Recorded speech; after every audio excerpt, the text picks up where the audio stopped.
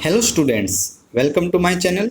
इस वीडियो में मैं आपके लिए लेकर आया हूं टॉप 100 करंट अफेयर्स जो आपके आने वाले जीके ओलंपियाड्स और किसी भी तरह के एग्ज़ाम के लिए बहुत ही इम्पोर्टेंट रहने वाले हैं।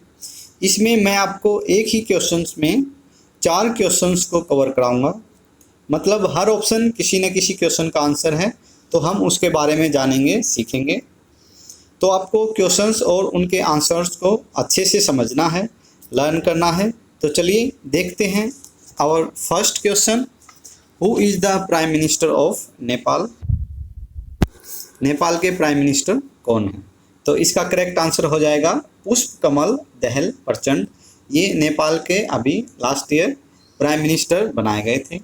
अभी बात आती है बाकी ऑप्शंस का।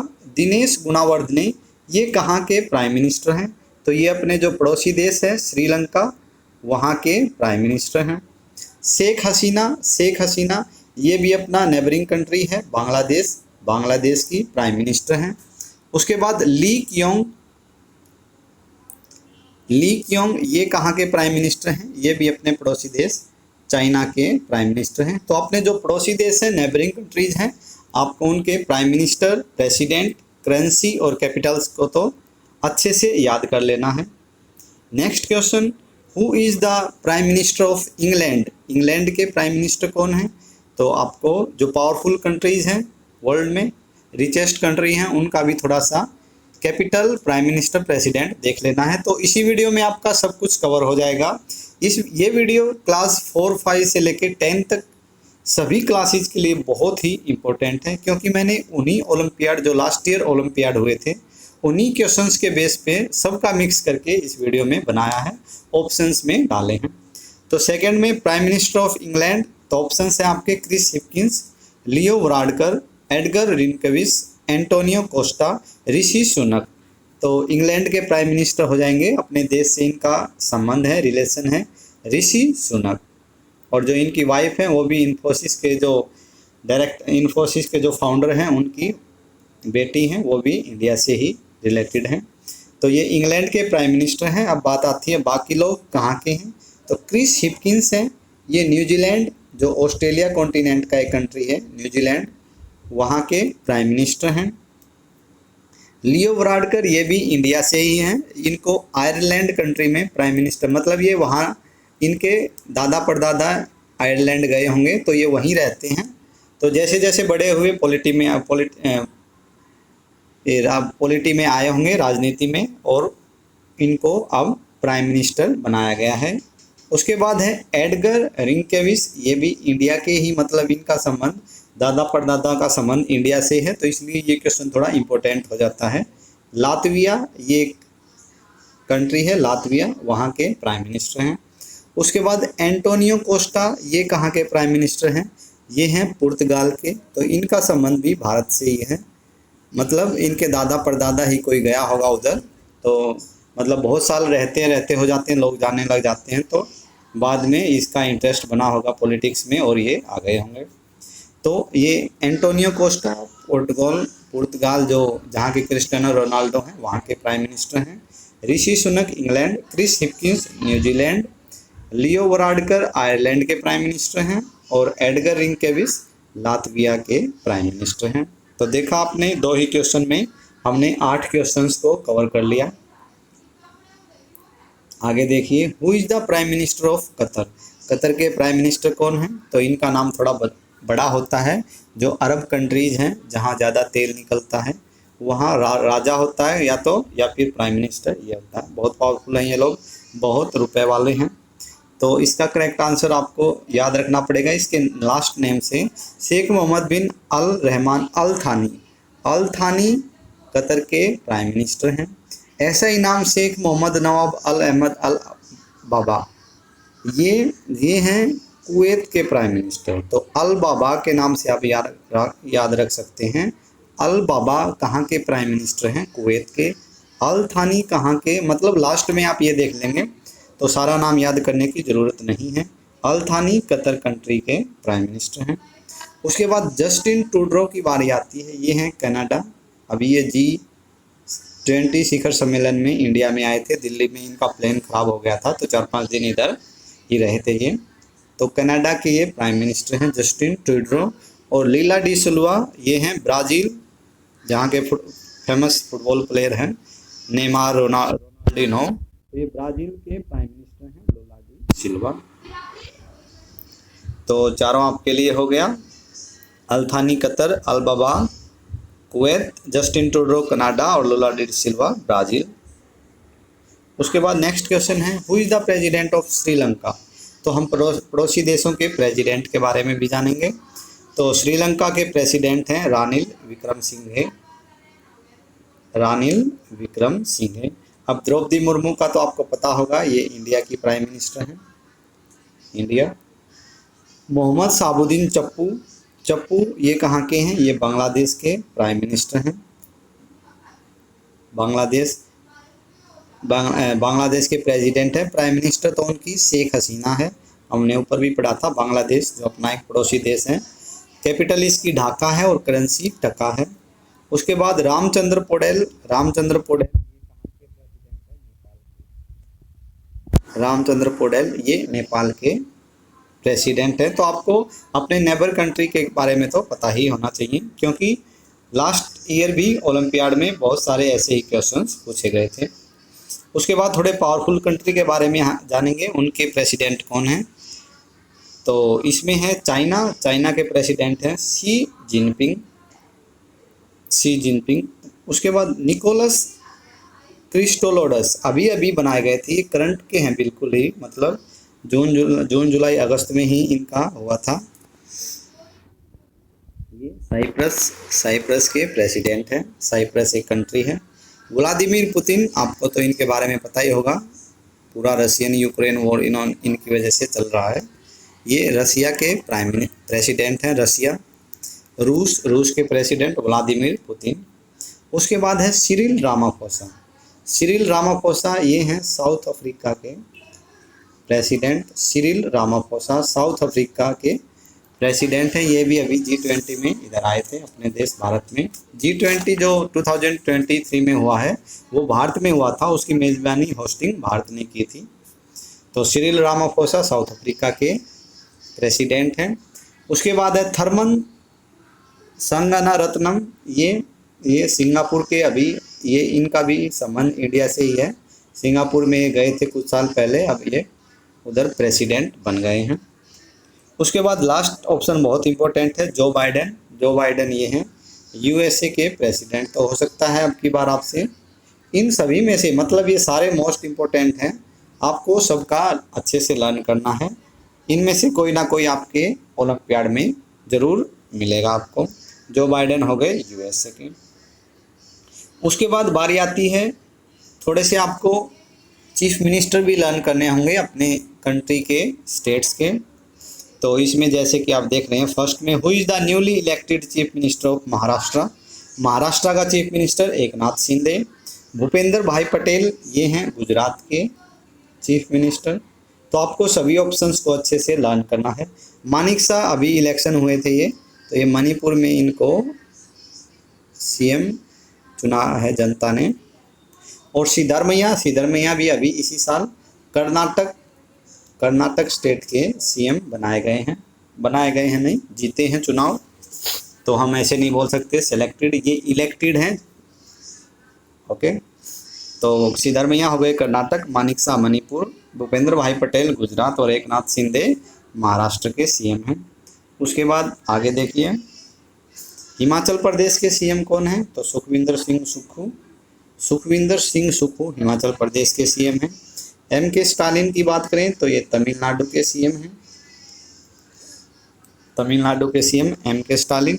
भगवंत मान पंजाब, लास्ट ईयर हरियाणा के CM पूछे थे क्लास 4 में, और बाकी तो ऊपर की क्लास में सब में पूछे जाते हैं, मेरे याद है। तो हरियाणा के मनोहर लाल खट्टर हैं। भगवंत मान पंजाब के आम आदमी पार्टी से हैं। और पुष्कर सिंह धामी ये उत्तराखंड के चीफ मिनिस्टर हैं। उत्तराखंड जो अपना एक हिली स्टेट है, उत्तराखंड के चीफ मिनिस्टर पुष्कर सिंह धामी हैं। उसके बाद आपसे कोई ना कोई डे पूछा जाएगा, किस तारीख को कौन सा डे मनाया जाता है। तो मैंने इधर जो मोस्ट इम्पोर्टेंट हैं वो डाल रखे हैं। जैसे इसी साल चंद्रयान 3 लैंड किया है मून पर, तो मोदी गवर्नमेंट ने अनाउंस किया है कि 23 अगस्त को हम नेशनल स्पेस डे आगे से बनाएंगे। नेशनल स्पेस डे 23 अगस्त, तो ये ज़रूरी था, ये अब पूछ लिया ही जाएगा कि हम किस दिन को नेशनल स्पेस डे के रूप में सेलिब्रेट करेंगे, तो वो 23 अगस्त। 16 सितंबर को हम किस डे के रूप में मनाते हैं? Ozone day. एक होता है ओजोन डे और एक होता है इंजीनियर्स डे। इंजीनियर डे और ओजोन डे 16 सितंबर। 29 अगस्त को हम बनाते हैं स्पोर्ट्स डे। मेजर ध्यानचंद जो हॉकी के प्लेयर थे बहुत सारे, उन्होंने ओलंपिक में गोल्ड मेडल दिलाए थे इंडिया को, तो उनके जन्मदिन में हम स्पोर्ट्स डे मनाते हैं 29 अगस्त। और 14 सितंबर को हम हिंदी दिवस मनाते हैं। हिंदी दिवस, तो हिंदी डे नहीं बोलेंगे, हिंदी दिवस 14 सितंबर को हम बनाते हैं। ठीक है, तो आपको चारों अच्छे से लर्न करने हैं।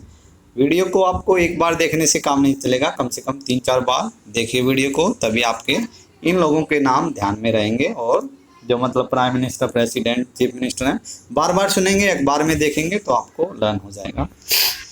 When we celebrate earth day, पिछली बार भी यही पूछा गया था, ये तो क्लास 3 में पूछा गया था। और बाकी किसी में वाटर डे पूछा जाता है, किसी में एनवायरनमेंट डे पूछा जाता है, तो मैंने सभी को डाल रखा है। 5 जून को हम बनाते हैं world environment day. World environment day. 21 जून को हम मनाते हैं योगा डे। योगा डे। 23 अगस्त को हम शहीद दिवस मनाते हैं।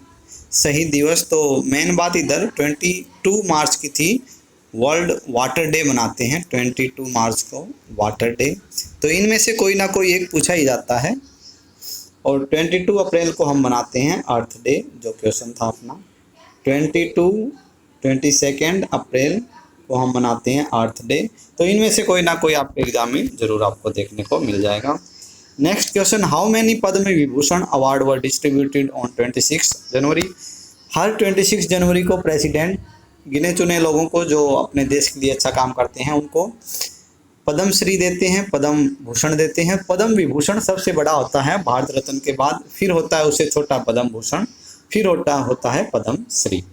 तो 6 लोगों को पद्म विभूषण दिया गया था, आपको याद रखना है। 9 लोगों को पद्म भूषण दिया गया था अवार्ड।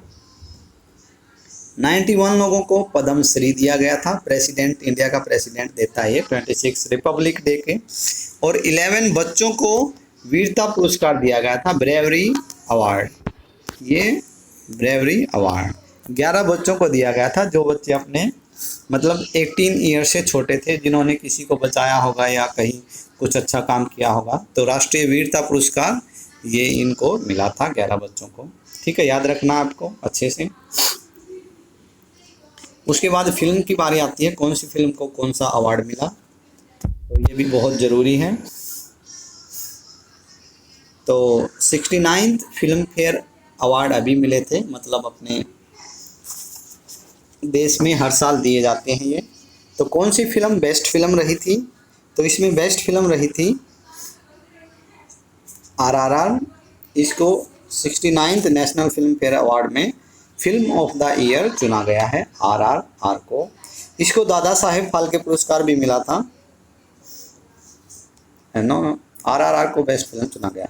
अब आप पूछेंगे कश्मीर फाइल्स को क्या मिला, इसको मिला था दादा साहेब फाल्के पुरस्कार, जो अपने देश में सबसे बड़ा पुरस्कार होता है सिनेमा में, Dada Saheb Phalke award, international award 2023। तो दादा साहेब फाल्के पुरस्कार के लिए कौन सी बेस्ट फिल्म थी, कश्मीर फाइल्स।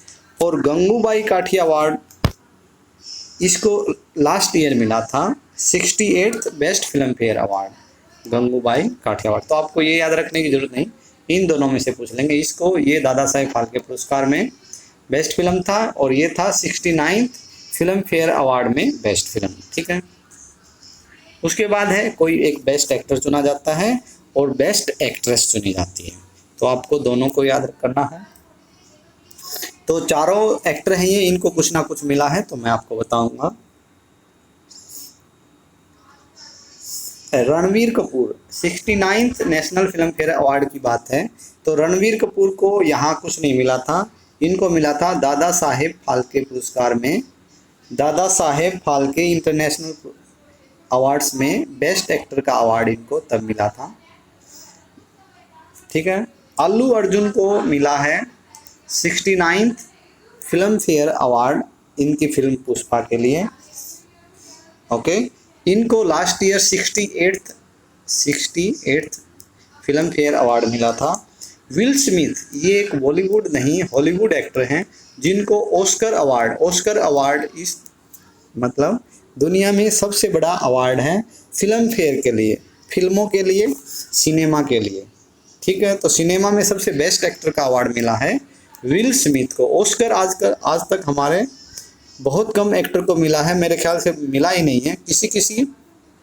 अब की बार जैसे अपने गाने को आरआर में नाटू नाटू सॉन्ग है उसको मिला है ऑस्कर अवार्ड सॉन्ग में, और एक फीचर फिल्म है द एलिफेंट, तो उसको मिला है। ठीक है, तो ये बेस्ट एक्टर ऑस्कर में चुने गए थे विल स्मिथ, सबसे बड़ा अवार्ड होता है ये सिनेमा में। अल्लू अर्जुन को 69th मिला है film fair award. Ranveer Kapoor को दादा साहेब फाल्के पुरस्कार में बेस्ट एक्टर का मिला है। ओके, ऐसे ही एक्ट्रेस को दिया जाता है, एक एक्ट्रेस को जो सबसे अच्छी एक्टिंग की है। तो आलिया भट्ट का नाम याद रखेंगे आप, इंडिया में इसको सभी अवार्ड मिले हैं, 69th फिल्म फेयर अवार्ड भी, नेशनल फिल्म फेयर अवार्ड भी, दादा साहेब फाल्के अवार्ड भी इसको मिला है। उसके बाद आईफा फिल्म फेयर अवार्ड भी मिला है कृति सेनन को। और माइकल यो, कृति सेनन का आप याद रखो ना रखो क्योंकि ज़रूरी नहीं है, आलिया भट्ट का ही हर जगह मिला है, तो आप इसको याद रखेंगे बस। एक ही जो भी एक्ट्रेस का अवार्ड है वो आलिया भट्ट को मिला है। उसके बाद मिशेल यो है, मिशेल यो, इसको ऑस्कर में बेस्ट एक्ट्रेस का अवार्ड मिला है। मिशेल यो को ऑस्कर जो सबसे बड़ा अवार्ड है तो उसमें बेस्ट एक्ट्रेस का अवार्ड मिला है मिशेल यो को, तो आप ये भी याद रखेंगे। तो ये था सिनेमा से रिलेटेड। अभी है किसको क्या क्या अवार्ड मिला है बुक में या फिर रिपोर्टिंग करने में, ठीक है, तो हम उसके बारे में देखेंगे। Who got international Booker prize 2023, तो ये ऐसे बहुत सारे प्राइज़ हैं जो साल में किसी एक आदमी को दिए जाते हैं। कोई अपनी पोएम लिखता है, कोई स्टोरी लिखता है, कोई लेसन लिखता है, मतलब कोई बुक लिखता है, तो जो भी अच्छा लगता है उनको उसमें ये दिए जाते हैं। तो इंटरनेशनल बुकर प्राइज 2023 मिला है जॉर्जी गोस्पोर्डिनो को।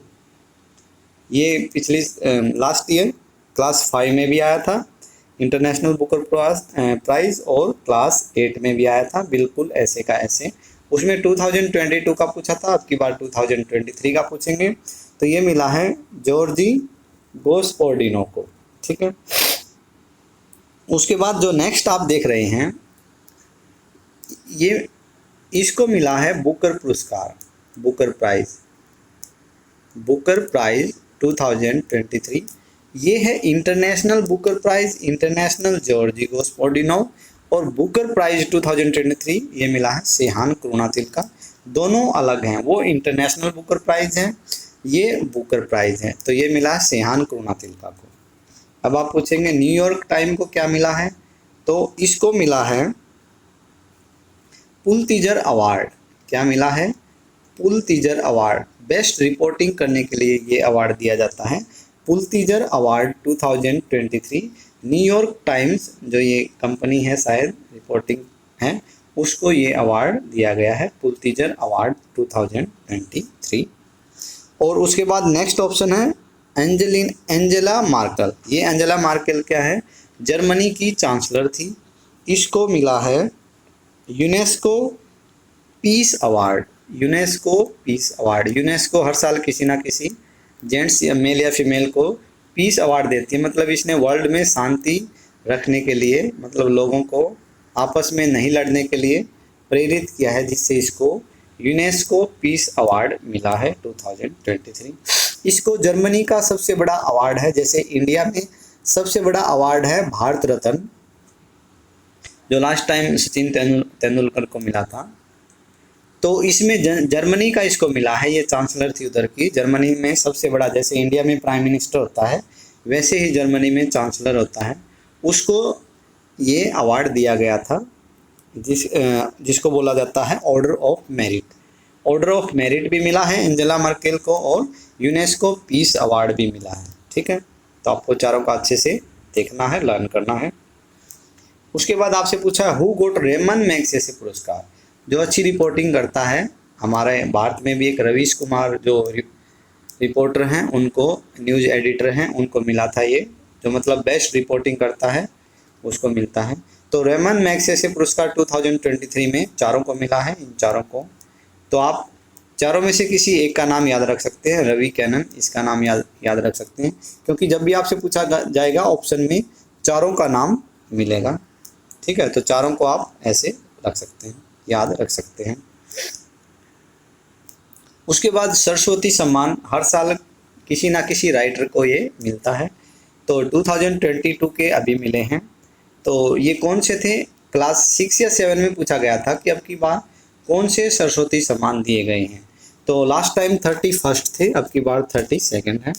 तो ये मिला है शिव शंकर को, शिव शंकरी नाम है इसका, हालांकि शिव शंकरी को अब की बार सरस्वती सम्मान मिला है 2022 का। इन्होंने एक अपना लिखा था सूर्यवंशम, तमिल लैंग्वेज में लिखा था कुछ, उसके लिए इनको मिला है। उसके बाद आप पूछेंगे डॉक्टर ज्ञान चतुर्वेदी को क्या मिला है?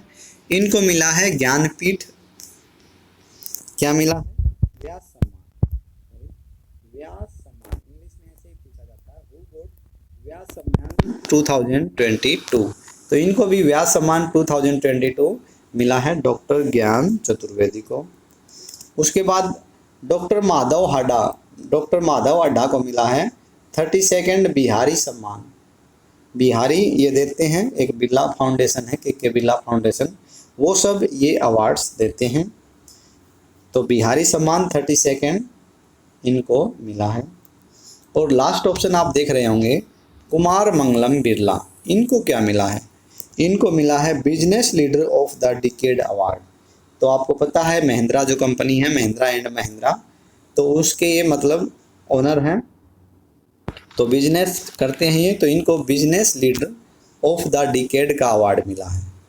Business leader of the decade मतलब इस 10 साल का बिजनेस लीडर का अवार्ड मिला है कुमार मंगलम बिरला को। ठीक है, ये कुमार इसका शायद इधर चला गया है गलती से। महिंद्रा एंड महिंद्रा कंपनी के ये ओनर हैं। Next, who crowned as 71st Miss Universe 2022। Last year Miss Universe जो सबसे खूबसूरत महिला होती है, इनका कंपटीशन होता है, मिस यूनिवर्स होता है, मिस वर्ल्ड होता है। तो जो सबसे मतलब ब्यूटीफुल होती है उसको ये अवार्ड मिलता है। तो लास्ट ईयर ये 71st था जो 2022 में, 2023 के लिए अभी नहीं हुआ है। तो इसके लिए किसको मिला था? इसके लिए मिला था, हम ऑप्शन वाइज चलेंगे, आर बॉनी गैब्रियल। हम सब की बात करेंगे, किसको मिस इंडिया वर्ल्ड मिला था, किसको मिस इंडिया यूनिवर्स मिला था, किसको मिस यूनिवर्स, मिस वर्ल्ड और मिस अर्थ मिला है। ठीक है, ये सब मिलता है। तो मैंने एक ही ऑप्शन में सबको ले रखा है, 3 है, सबको नहीं, 3 को। तो इसको जो फर्स्ट ऑप्शन है इसको मिला था 71st Miss universe last year.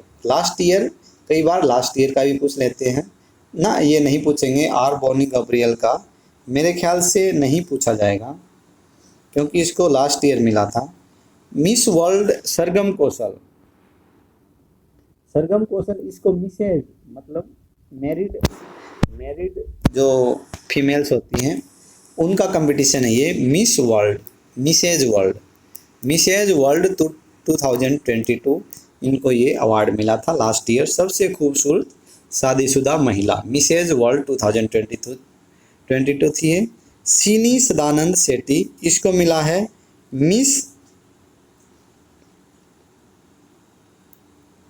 Miss India world, miss India, ये इंडिया में सबसे ब्यूटीफुल थी, तो इनको मिस इंडिया वर्ल्ड 2022 के लिए मिला है।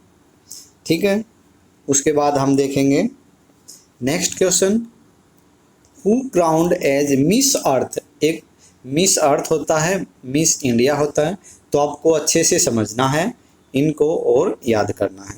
ठीक है, इनमें आपको कन्फ्यूजन नहीं रहना चाहिए, अच्छे से देखिए।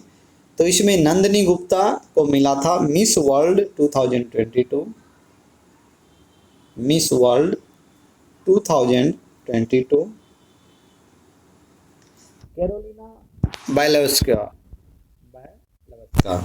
इसको मिला है मिस अर्थ 2023, मिस अर्थ 2023। और प्रियंका सेन हैं, इनको भी कुछ मिला है, हालांकि मुझे ध्यान नहीं है क्या मिला है, तो मैं इसका बाद में बताता हूँ। तो आपको इनको अच्छे से Miss World, Miss Universe, Miss Earth तीनों का अच्छे से लर्न करना है, अच्छे से समझना है। तो एक बार मैं फिर बता देता हूँ। क्वेश्चन नंबर 17 का आंसर क्या था? आर्बोनी गैब्रियल मिस यूनिवर्स, और मिस अर्थ इंडिया ये था नंदिनी गुप्ता।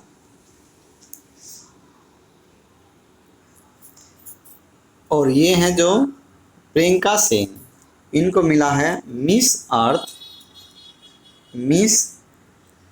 अर्थ इंडिया 2023।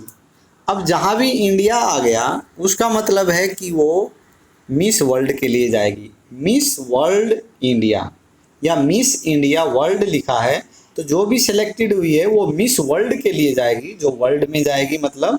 और मिस यूनिवर्स है मिस इंडिया यूनिवर्स, या ऐसे लिखा है मिस यूनिवर्स इंडिया, मतलब इंडिया में सेलेक्ट होगी और वो मिस यूनिवर्स के लिए जाएगी। आपको ये अच्छे से समझना है, ठीक है। उसके बाद है बैडमिंटन का। अच्छा, मैं एक बात बताना भूल गया था आपको, मैंने एक स्पोर्ट्स करंट अफेयर बना रखी है, उसमें मैंने हर प्लेयर का इमेज के साथ उसको क्या मिला, कौन सी टीम क्या जीती, उस टीम का फोटो लगा रखा है। तो प्लीज़ आप उस वीडियो में जाइए और स्पोर्ट्स करंट अफेयर का जितना भी है आपका सारा डाउट क्लियर हो जाएगा, क्योंकि मैंने फ़ोटो के साथ उसमें बता रखा है। तो Swiss open, Asian championship, Indonesia open, Korean open badminton में किसने जीता डबल्स में? तो ये इनकी जोड़ी ने, चिराग सात्विक की जोड़ी ने बैडमिंटन में ये सब ओपन जीता है। Swiss open, Asia championship, Indonesia open, Korean open, ठीक है, इन्होंने जीता है। तो एक प्लेयर हैं एच.एस. प्रणय, ये क्या जीते हैं? तो ये मलेशियाई मास्टर्स बैडमिंटन चैंपियनशिप 2023 में जीते थे। मलेशिया में हुआ था इनका ओपन, मलेशियाई ओपन बोल सकते हैं आप, उसमें ये फाइनल में जीते थे एच.एस. प्रणय, ठीक है।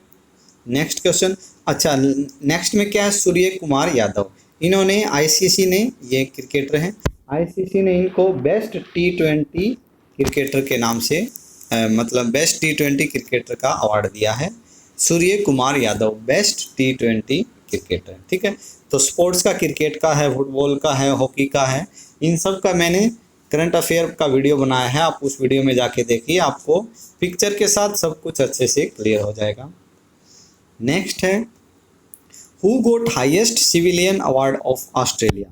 ऑस्ट्रेलिया में सबसे जो बड़ा अवार्ड है वो किसको मिला है? जैसे इंडिया में भारत रत्न दिया जाता है, ऐसे ही ऑस्ट्रेलिया का जो ऑस्ट्रेलियन रत्न है वो मिला है रतन टाटा को, जो हमारे टाटा इंडस्ट्रीज़ के मालिक हैं। Tata motor, Tata steel, Tata power, ये सब उनकी कंपनियां हैं बहुत सारी, टीसीएस। अब नेक्स्ट ऑप्शन में है एन चंद्रशेखरन, इनको कौन से देश ने हाईएस्ट सिविलियन अवार्ड दिया है? तो इनको दिया है फ्रांस ने, फ्रांस ने इनको दिया है highest civilian award. PM Modi को भी बहुत सारे कंट्रीज ने दिया है। अभी ये यूरोपियन कंट्रीज में गए थे, Papua New Guinea, Egypt, EGYPT जिसको हिंदी में मिस्र बोलते हैं, इन कंट्रीज ने इनको हाईएस्ट सिविलियन अवार्ड अपने देश का दिया है। एंजेला मर्केल को कहाँ का मिला था? मैंने पहले भी बताया था, जर्मनी का ऑर्डर ऑफ मेरिट, जैसे इंडिया में भारत रत्न है वैसे ही हाईएस्ट सिविलियन अवार्ड इसको मिला है, मतलब उस देश का सबसे बड़ा अवार्ड। तो प्राइम मोदी को मिला है फिजी का, पपुआ न्यू गिनी का और इजिप्ट कंट्रीज का। एन चंद्रशेखरन जो टाटा कंपनी के मतलब चेयरमैन हैं शायद आजकल, इनको फ्रांस में इनकी कंपनी ने बेहतर मतलब इनको डोनेट किया होगा शायद फ्रांस गवर्नमेंट को, इसलिए उनको वहाँ का हाईएस्ट सिविलियन अवार्ड दिया गया। और रतन टाटा को ऑस्ट्रेलिया ने दिया। नेक्स्ट क्वेश्चन बहुत इंपॉर्टेंट है अपनी आर्मी से related. Who is the CDS, chief of defence staff. अपने देश में 3 आर्मी हैं, इंडियन आर्मी, एयरफोर्स और नेवी। उन तीनों का एक मेन होता है, वो होता है CDS, जो हैं लेफ्टिनेंट जनरल अनिल चौहान। इसका आंसर ये हो जाएगा। अब बाकी कौन है? जनरल मनोज पांडे। ये कौन है? ये इंडियन आर्मी में चीफ हैं, जो इंडियन भारतीय आर्मी है, सेना बोलते हैं जिसको, भारतीय सेना, उसके ये चीफ हैं, उसको बोलते हैं जनरल। सबसे बड़ा आर्मी में कौन होता है? जनरल। तो general Manoj Pande Indian army के जनरल हैं। विवेक राम चौधरी कौन है? ये इंडियन नेवी के में सबसे बड़े हैं, इंडियन नेवी में। ठीक है, इंडियन नेवी में सबसे बड़े पोस्ट है, उसको हम बोलते हैं, शायद मैं भूल रहा हूँ, ध्यान नहीं है। और एडमिरल, हाँ ये एडमिरल इसी को बोलते हैं, नेवी वाले को, नेवी वाले चीफ को एडमिरल बोलते हैं। और ये हैं नेवी के चीफ विवेक राम चौधरी। लास्ट ऑप्शन में मैं थोड़ा गलत लिख दिया हूँ, admiral RK Hari Kumar, admiral RK Hari Kumar, गलत नहीं, गलत दिया हूँ। ये हैं एयरफोर्स के एयर चीफ मार्शल विवेक राम चौधरी। जो एयरफोर्स में चीफ होता है वो होता है एयर चीफ मार्शल विवेक राम चौधरी, एयरफोर्स के चीफ हैं। एडमिरल RK हरि कुमार, ये हैं नेवी के, इंडियन नेवी के चीफ हैं एडमिरल। तो एडमिरल बोलते हैं, जो नेवी का चीफ होता है उसको एडमिरल। एयरफोर्स का जो चीफ है air chief marshal. Indian army के चीफ को बोलते हैं जनरल। और तीनों का जो चीफ है उसको बोलते हैं CDS, chief of defence staff. तो आपको ये अच्छे से याद करने हैं। नेक्स्ट में एक क्वेश्चन ये अपने लिए इम्पोर्टेंट है क्योंकि इसका रिलेशन अपने देश से है। Who is appointed as president of world bank. World bank का प्रेसिडेंट कोई इंडिया का आदमी बना है, वो है अजय बंगा। अजय बंगा मतलब भारत के हैं, ये किसी दूसरे देश के, वैसे इन्होंने सिटीजनशिप ले रखी है। तो ये प्रेसिडेंट बने हैं वर्ल्ड बैंक के, जो बहुत बड़ी बात है। तो ये हो गए, ठीक है। अब बाकी का हम देखते हैं। S सोमनाथ, ये किसके चेयरपर्सन हैं? जो इसरो अभी जिन्होंने चंद्रयान 3 भेजा है उस मिशन के, मतलब ISRO space agency, Indian space research organisation जो अपने देश का है, उसके ये चीफ हैं S सोमनाथ। सिद्धार्थ मोंटी जो अपने देश में इंश्योरेंस कंपनी है LIC, उसके चीफ हैं ये सिद्धार्थ मोंटी। एंटोनियो गुटेरस, ये कौन है? तो इनके बारे में भी जानना बहुत ज़रूरी है। ये हैं UNO के चीफ, संयुक्त राष्ट्र महासंघ, यूनाइटेड नेशन ऑर्गेनाइजेशन, जो वर्ल्ड में वॉर को स्टॉप करने का काम करता है, पीस बनाए रखने के लिए कंट्रीज को बोलता है। तो यूनाइटेड नेशन ऑर्गेनाइजेशन बहुत ये स्ट्रॉन्गेस्ट ऑर्गेनाइजेशन है। मतलब कोई भी देश किसी भी देश पर अटैक करता है तो ये लोग उनको मतलब पहले तो रोकेंगे, बाद में उस पर कुछ कार्रवाई करते हैं। तो उसके जो सेक्रेटरी जनरल बोलते हैं उसके, इसको एंटोनियो गुटेरस। नेक्स्ट है who is appointed as chairman of ICC।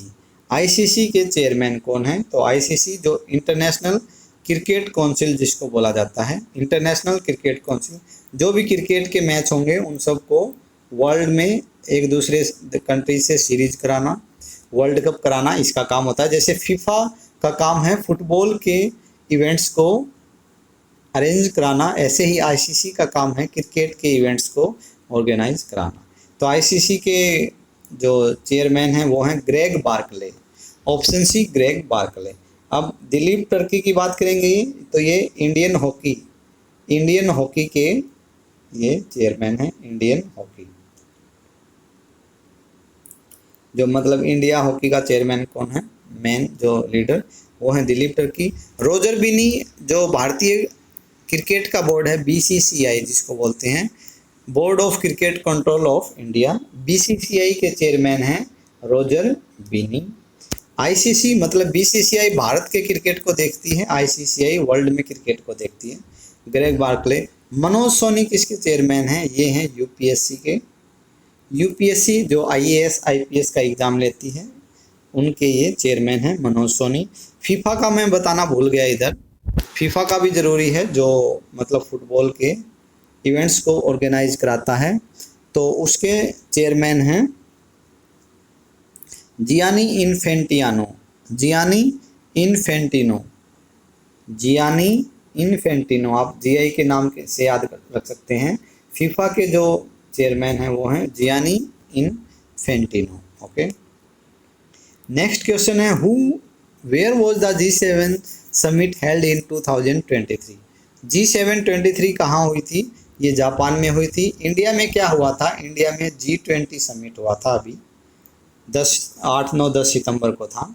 तो G20 इंडिया में, G7 जापान में। कंबोडिया में क्या हुआ था? बात करें कंबोडिया की, तो कंबोडिया में हुआ है आसियान कंट्रीज का समिट,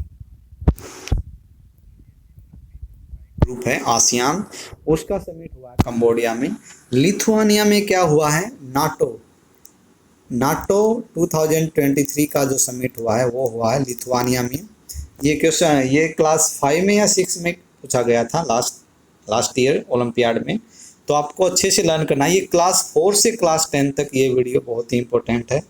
मेरी करंट अफेयर की 3 वीडियो हैं, तो आप मेरे करंट अफेयर की प्लेलिस्ट में जाइए, तीनों को देखिए, तीनों वीडियो ही आपके जीके ओलंपियाड के लिए बहुत इंपॉर्टेंट हैं।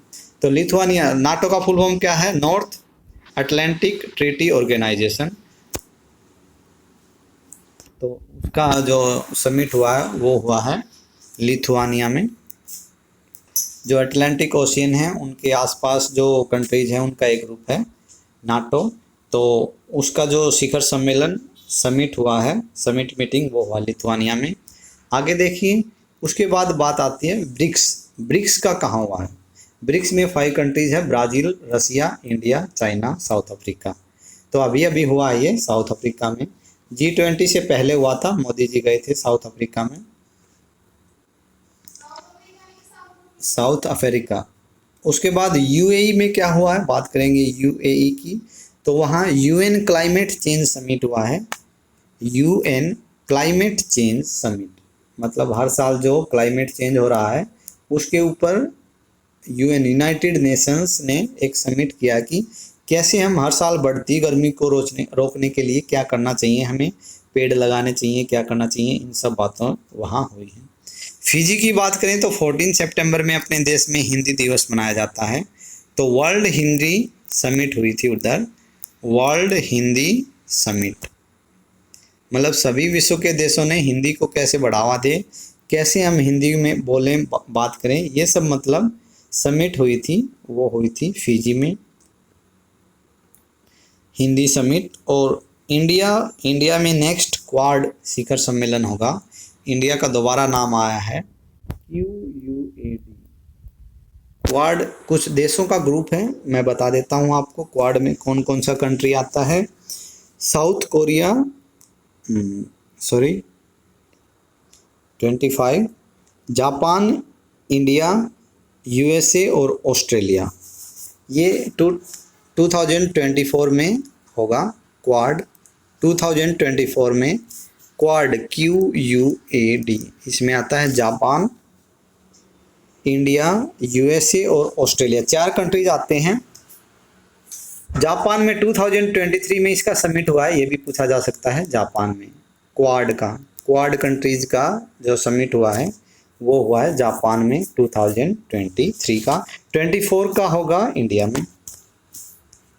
नेक्स्ट क्वेश्चन, एक देश दूसरे देश को अपने देश में बुलाता है, अपनी सेना को, और वो प्रैक्टिस करते हैं ताकि उनकी आर्मी है, नेवी है या एयरफोर्स है वो पावरफुल बन सके। तो उन कंट्रीज़ की हम बात करेंगे कि इंडिया के साथ कौन कौन सी कंट्री आती है और उस जो एक्सरसाइज होती है उसको क्या बोलते हैं। मिलिट्री एक्सरसाइज होती है उसको कुछ ना कुछ नाम दिया जाता है। जैसे इंडिया और जापान की जो बीच एक्सरसाइज होती है उसको धर्म गार्जियन बोला जाता है एक तो, और एक बोला जाता है एक्सरसाइज सीनू। तो 2 हम जापान के साथ करते हैं, धर्म गार्जियन, एक्सरसाइज सीनू। तो ये क्लास 6 और 7, 8 तीनों में पूछा जाता है, शायद 5 में भी पूछा गया था। अब बात आती है कोप इंडिया। कोप इंडिया हम किसके साथ करते हैं? इंडिया और USA के साथ। USA के साथ हमारा जो एक्सरसाइज होता है उसको बोलते हैं कोप इंडिया। और सी ड्रैगन जो हमारा एक्सरसाइज है वो होता है साउथ कोरिया के साथ। साउथ कोरिया के साथ जो एक्सरसाइज होता है उसको हम बोलते हैं सी ड्रैगन। ठीक है, आपको अच्छे से याद रखना है, वीडियो को 2-3 बार देखना है। एक बार देखने से काम नहीं चलेगा, बहुत कन्फ्यूजन रहेगा। 3-4 बार देखेंगे तो आप सब चीज़ें मेरे ख्याल से अच्छे से सीख जाएंगे। उसके बाद है इंडिया और यूएसए में एक और होती है, तो उसके बारे में हम जानेंगे। वो दूसरी कौन सी है, तो वो है, शुरू से देखते हैं, कोंकण 2023 ये किसके बीच में हुआ, तो ये हुआ है इंग्लैंड और भारत के बीच में। इंग्लैंड रॉयल नेवी आई थी, इंग्लैंड की नेवी और इंडिया की नेवी दोनों ने मिलके कोंकण 2023 मिलिट्री एक्सरसाइज की है। एक्सरसाइज साइक्लोन किसके साथ होता है, ये होता है इजिप्ट कंट्री के साथ, EGYPT, इजिप्ट कंट्री के साथ एक्सरसाइज साइक्लोन होता है। जिस कंट्री ने मोदी को, प्राइम मिनिस्टर हमारे मोदी को हाईएस्ट सिविलियन अवार्ड दिया था, वहाँ गए थे ये, तो शायद वहीं ये कुछ करके आए थे। नेक्स्ट है बोल्ड कुरुक्षेत्रा, ये किसके साथ होता है, ये होता है सिंगापुर के साथ। सिंगापुर की आर्मी आती है या ये लोग जाते हैं, कभी वो आते हैं कभी वो, और दोनों की जो आर्मी है वो प्रैक्टिस करती है ताकि किसी भी पावरफुल कंट्री से हम बच सकें। तो सिंगापुर के साथ होता है इंडिया का बोल्ड कुरुक्षेत्रा।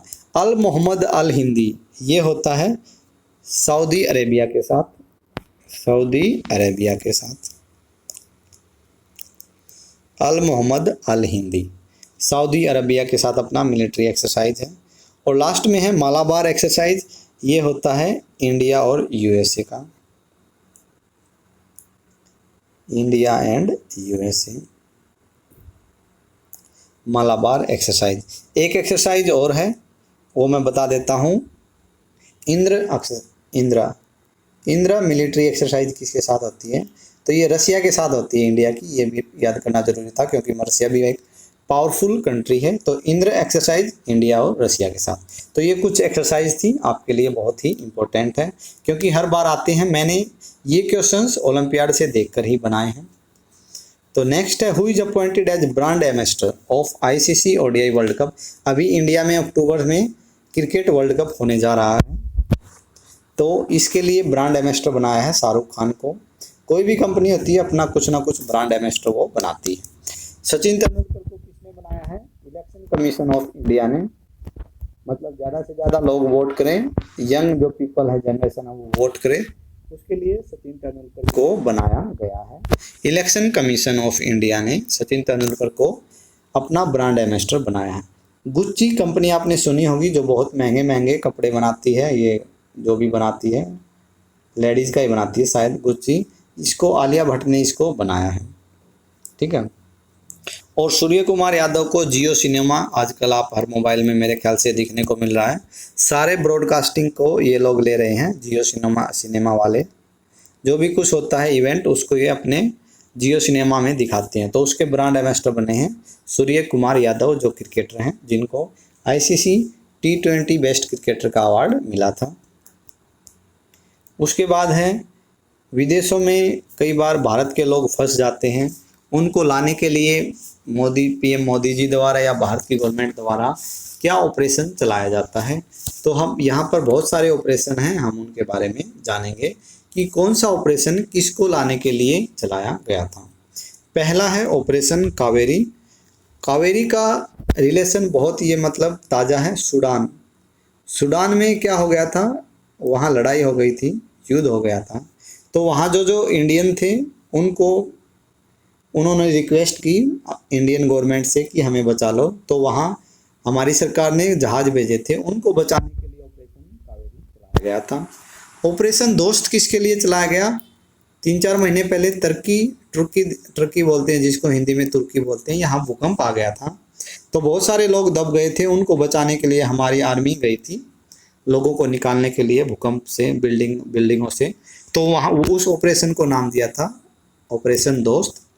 ऑपरेशन करुणा किसके लिए चलाया गया था, ये चलाया गया था म्यांमार, अपना जो पड़ोसी देश है म्यांमार और बांग्लादेश, उधर भूकंप आ गया था, तो इनको भी सुनामी आया था कि भूकंप आया था, उन लोगों को बचाने के लिए अपनी आर्मी गई थी, उसको बोला गया था ऑपरेशन करुणा।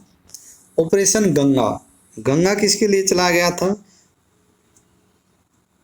ये रूस और यूक्रेन में वॉर हुआ था, तो वहाँ से अपने लोगों को लाने के लिए, वॉर में रसिया और यूक्रेन का जो वॉर छिड़ा था, वहाँ से लाने के लिए उस टाइम बहुत जहाज भर भर के आए थे यूक्रेन से, तो उसको नाम दिया गया था ऑपरेशन गंगा। ऑपरेशन वंदे भारत, ये कोरोना में विदेशों में जो भारतीय फंसे थे, जो अपने देश में आना चाह रहे थे, उनको लाने के लिए चलाया गया था। ये काफ़ी पुराना है, ये दोनों नए हैं पहले वाले, तो आप इनको लर्न कीजिए और इन दोनों को भी लर्न कीजिए। हालांकि पांचों देख लीजिए, कोई नहीं।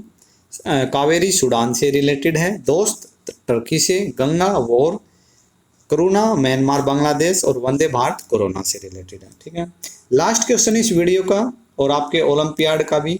मेरे ख्याल से इस वीडियो में से आपको बहुत सारे क्वेश्चंस आपके ओलंपियाड में देखने को मिलेंगे। मेरे ख्याल से 15 to 20 क्वेश्चंस आपको इस वीडियो में से देखने को मिलेंगे, क्योंकि 10 क्वेश्चन तो करंट अफेयर के आते हैं, तो मैं गारंटी लेता हूँ 9 to 10 क्वेश्चन इसी वीडियो में से कवर हो जाएंगे, क्योंकि मैंने सभी क्वेश्चन का क्लास 4 से 10 का कलेक्शन करके ही ये वीडियो बनाया है।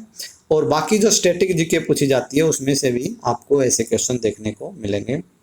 तो मेघनाथ देसाई ने, मेघनाथ है ये, एन आएगा इधर, मेघनाथ देसाई का एक बुक है, फेमस बुक, वो कौन सा है? तो वो बुक है, पहला ही जो इसमें दिया गया है, the poverty of political economy, economics abandoned the poor. तो मोस्ट पॉपुलर बुक है ये, जो मेघनाथ देसाई ने लिखी है, the poverty of political economy, economics abandoned the poor. तो ये तो हो गई मेघनाथ देसाई की। नेक्स्ट बुक है जो the golden years, the many Joy of living a long life and angry river. यहाँ तक ये रस्किन बॉन्ड एक बहुत फेमस राइटर हैं, ये रस्किन बॉन्ड, उनको मिला है, इंडिया से ही ये भी रस्किन बॉन्ड। आपने शायद क्लास 1 2 3 4 5 में इनका पोएम भी पढ़ा होगा इंग्लिश में। नेक्स्ट बुक है फियरलेस गवर्नेंस। ये किसका बुक है? तो ये अपनी जो पहली आईपीएस लेडी हैं किरण बेदी, उन्होंने लिखा है। अभी पुडुचेरी में ये लेफ्टिनेंट गवर्नर हैं, तो आपको गवर्नर का भी देखना है। दिल्ली में जैसे विनय कुमार सक्सेना हैं, पुडुचेरी में ये हैं बीडी मिश्रा, लद्दाख में हैं मनोज सिन्हा, जम्मू कश्मीर के लेफ्टिनेंट गवर्नर हैं, आपको थोड़ा वो भी देखना है। तो किरण बेदी को मिला है, किरण बेदी की बुक है ये फियरलेस गवर्नेंस।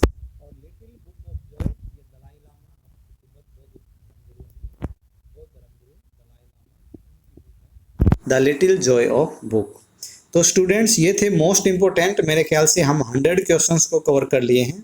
आपके जीके ओलंपियाड में से इनमें से बहुत सारे क्वेश्चंस आपको देखने को मिल जाएंगे। आई होप आप यहाँ से अच्छे से समझेंगे और मेरी मेहनत को ऐसे बेकार नहीं जाने देंगे। आप जीके ओलंपियाड में अगर इन क्वेश्चंस को कर लेते हैं तो आपकी रैंक बहुत अच्छी आएगी, और आप कुछ जो भी ये लोग प्राइज़ देते हैं, कैश प्राइज़ होता है, मेडल भी देते हैं, वो जीत पाएंगे। आई होप आपको वीडियो भी बहुत अच्छा लगा होगा। प्लीज़ वीडियो को लाइक कीजिए, शेयर कीजिए, और चैनल को सब्सक्राइब नहीं किया है तो चैनल को सब्सक्राइब कीजिए। कमेंट्स में भी लिखिए आपको वीडियो कैसा लगा।